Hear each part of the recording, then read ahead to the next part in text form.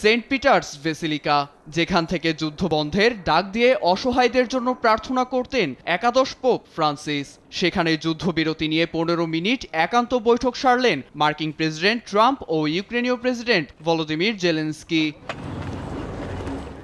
ওয়াশিংটনে ওভাল অফিসে উত্তপ্ত বাক্য বিনিময়ের পর শনিবার ভ্যাটিকানে প্রথমবারের মতো সরাসরি আলোচনায় বসেন তারা। ইতিবাচক ফলাফল এলে বেসিলিকার বৈঠকটি ঐতিহাসিক মুহূর্ত হয়ে থাকবে বলে মন্তব্য করেন জেলেনস্কি। এছাড়া বৈঠকটিকে খুবই ফলপ্রসূ বলে উল্লেখ করেন হোয়াইট হাউসের যোগাযোগ পরিচালক স্টিভেন চিয়ং। রয়টার্স জানায়, বৈঠকে পুতিনের শান্তি চুক্তিকে প্রশ্নবিদ্ধ করেন মার্কিন প্রেসিডেন্ট। এমনকি সোশ্যাল মিডিয়ার এক পোস্টে ট্রাম্প বলেন, বেসামরিক স্থাপনায় হামলা চালিয়ে যুদ্ধবিরতি নিয়ে গড়িমসি করছেন পুতিন। এতে রাশিয়াকে প্রশ্রয় না দিয়ে ব্যাংকিং ও অন্যান্য খাতে নিষেধাজ্ঞা জারির হুঁশিয়ারি দেন তিনি।